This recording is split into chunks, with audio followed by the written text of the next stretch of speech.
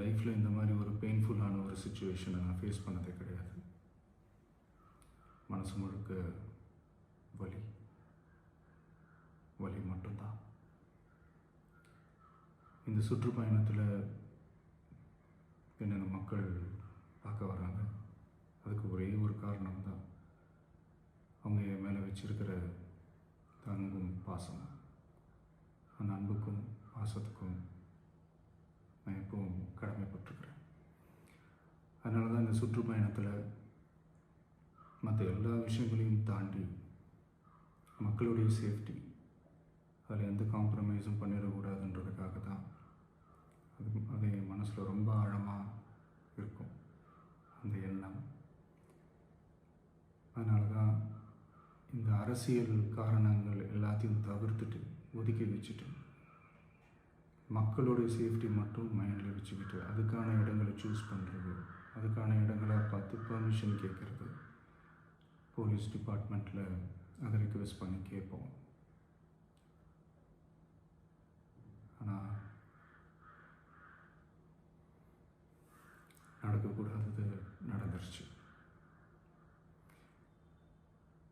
நானும் மனுஷன் தானே.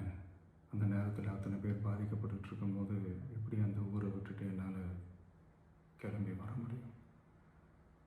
நான் திரும்ப அங்கே போகணும்னு இருந்துச்சுன்னா அதை ஒரு காரணம் காட்டி அங்கே வேறு சில பதட்டமான சுச்சுவேஷன்ஸ், வேறு சில அசம்பாவிதங்கள் அந்த மாதிரி எதுவும் நடந்துடக்கூடாதுன்றதுக்காக தான் நாங்கள் அவாய்ட் பண்ணோம். இந்த நேரத்தில் சொந்தங்களை இழந்து தவிக்கிற அத்தனை குடும்பங்களுக்கும் என்னுடைய ஆழ்ந்த இரங்கலை தெரிவிச்சுக்கிறேன். எனக்கு தெரியும், என்ன சொன்னாலும் இது ஈடேயாகாதுன்னு எனக்கு தெரியும். ஹாஸ்பிட்டலில் ட்ரீட் பண்ணிகிட்ருக்கிற எல்லாருமே சீக்கிரமாக க்யூர் ஆகி வரணுன்றது இந்த நேரத்தில் நான் வேண்டிக்கிறேன். கூடிய சீக்கிரமே உங்கள் எல்லாரையும் நான் சந்திக்கிறேன்.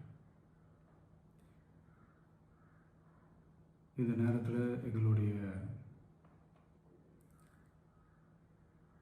வலிகளை, எங்களுடைய நிலைமையை புரிஞ்சுக்கிட்டு எங்களுக்காக பேசின அரசியல் கட்சிகளை சார்ந்த நண்பர்கள், தலைவர்கள் அனைவருக்கும் என்னுடைய நன்றியை தெரிவிச்சுக்கிறேன்.